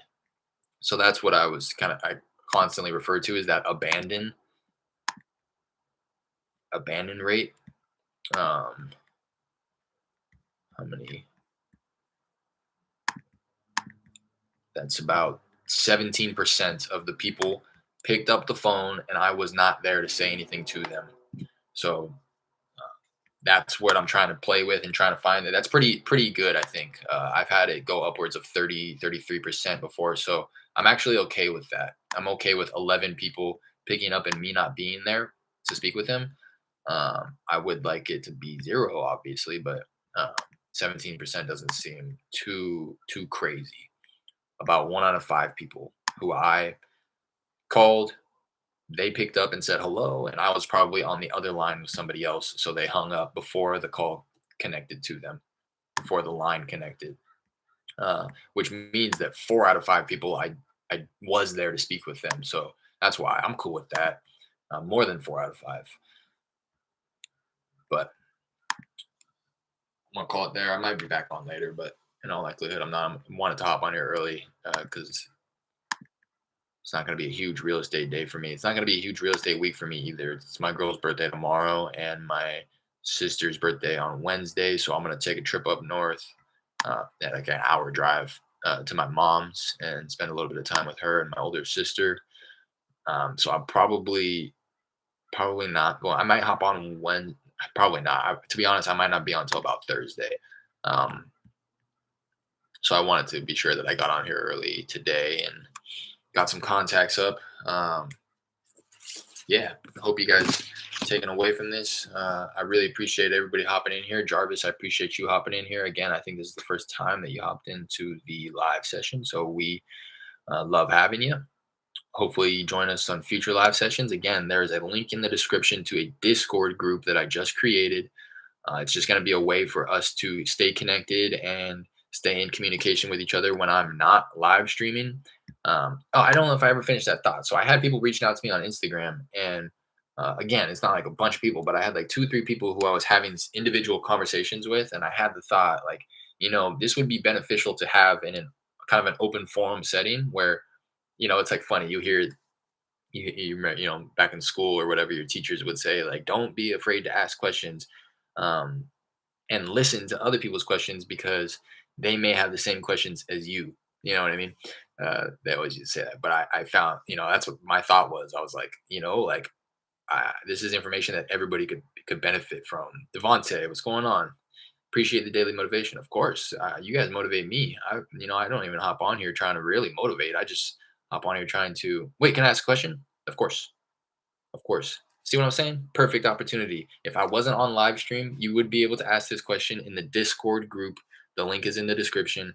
It's not very built out at all, but I want to get, the early subscribers into the Discord group so that we can really build it out together, because I want to really tailor the content in that group to the, like I said, the early subscribers and the people who are going to benefit from it most, which is you guys. So I know that questions that people have been coming to me on Instagram DMs, on here on the live stream. Because even on the live stream, like Devonte might ask a question right now, but there's going to be, 70 plus subscribers that may not watch this video. This just was one of the videos that they were able to get into the live stream with, and one of the videos that they may not watch after the fact. So just by having everybody in kind of a central place offline, I think will be really beneficial. Devonte, you can ask a question. Come with it though. I got you. Stick around for another couple of minutes. Try to help Devonte Mac. Hopefully help him out with his question. I'm almost a year in, but I've been wholesaling a while and it's provable, but it's difficult because I sometimes get sellers who won't budge on price. What can I do to get him to change on price? You can't. Move on. Move on. That's something that I really want to focus on myself. Something that I mentioned in the beginning of the video. You're never going to be able to convince somebody to sell you their property. Rather, your time will be better spent on the hunt for somebody who wants to sell you their property at a price that's reasonable, right? And that's I guess, to bring it full circle. Of the 2 deals that I've done, I was thinking about this earlier this morning too. Of the 2 deals that I've done, again, I had 5 contracts, 3 fall through. So only my 4th and 5th contract are the ones that closed. And that was the mistake that I made for the first 3, was locking it up too high, not knowing the market, locking up a property that was out in the middle of nowhere that no cash buyers, were attracted to it. So now I move into the conversation with, this is my offer, and if you don't like it, I'm not gonna say it like that, but go through your process in a way of, okay, offer, okay, they don't like the offer, maybe round back in the script and try to reset their expectations. you know, and that's why I don't mean to be like direct and kind of maybe sounds a little rude, Devonte, but again, you're never going to be able, if they're stuck on their price for no good reason, in all likelihood, they're just not motivated. If they're so fixated on the price that they forget about the problem that you're solving for them, then they're not motivated. They don't really have a problem, right? Um, to speak back to my first deal, yeah, okay, cool. Yeah, to speak back to my first deal, I mean, and this is what I was thinking about again. Like, I've done 2 deals, but I've probably had 100 plus people. I don't want to make it sound like I've been doing this forever and exaggerate that number, but probably 100 plus people tell me, yes, I want to sell. Right. And then how many offers get made to those people and how many of those offers get accepted. And then how many of those accepted offers make it to the closing table? I've had 2. You know what I mean? Very, very small margin of people who even say, yeah, I want to sell. I've had that conversation plenty of times. Yeah, I want to sell for this price. Even after pre-qualify, I mean, you can talk to somebody and they'll be like, yeah, the roof's caving in, the foundation needs repaired, it needs a full gut remodel, but I want $50,000 over retail. And it's like, and then you can kind of talk to them. There's maybe some rebuttals that you can, or some type of smooth language that you can slip into your script to maybe reset their expectations and make them believe, hey, or inform them and educate them that you'll never be able to get that. But if they're asking it, you can kind of sense it in the tone of their voice. If they're asking for that type of price, anyways, they know that it's unreasonable, and they're just being rude about it. They're being jerks about it. Like, yeah, pay me that much, and you can buy my property. It's like, okay, but and that's why getting on the phone with them is really good, and because I feel like I'm a pretty good judge of character, and I can assess whether or not they are being jerks about it or if they're just uneducated. So it may just be education, educate them on, you know, why that number, if you don't mind me asking. You know, I'm seeing property. Are you familiar with this street right here around the block? Yeah, I'm familiar with that's right around the block. Okay, I'm seeing a property, similar size to yours, similar beds, baths, pretty similar type of property. That one sold for 100,000, which may be like 50, 60, 70, $100,000 less than what they're asking. And it resets their expectations. They're gonna go, "Oh my gosh, what? 100,000? Yeah, I'm not saying that's what I'm offering you, because yours does sound to be in a little bit better condition than the property that I'm seeing here. But this one did sell as is in its current condition, and that one sold for 100,000. Again, not saying that's what I'm offering you, but I'm just kind of giving you some facts of the neighborhood here, right? And then maybe that's all that it takes for them to then think to themselves and to say out loud, maybe even like, wow, like I didn't know, like I didn't know that it was going to go for something so cheap, right? So if it's education, then you can work through that. If it's a lack of motivation, you'll never be able to convince them. Don't waste your time. Don't spin your wheels. Don't sit here for a week trying to run the numbers and trying to find buyers at the price that they're asking. Don't do it. Don't do it. Kick it away and move on to the next. Continue making your calls. Seeing you go through the daily process is refreshing and motivation in itself. Thanks, man. I appreciate that. I'm glad that it does that for you. For real. Discord name, I'd like to network. Yeah, Discord name is Funnel Feeders. Um, Funnel Feeders. Again, the link should be in the description of this video. Um, it should be, but it's called Funnel Feeders. Like to network. Yeah, yeah. Connect with me there. My Instagram is in the description of this video as well. You can DM me there. Um, Email me. I think my email is somewhere on my YouTube channel as well. I'm starting to hesitate on dropping it in the comments as frequently as I used to. I feel like I was getting a little bit of spam. But email me, or sorry, DM me either on Instagram or the Discord. I'd love to have you jump in the Discord so we can start getting some people in there. Do you recommend buying a cash buyer list off PropStream? I've never really taken the time to dive deep into cash buyers. When I don't people are going to recommend doing one of many different methods. Some people say find the cash buyer first. Some people say get the contract first. Some people say do both at the same time.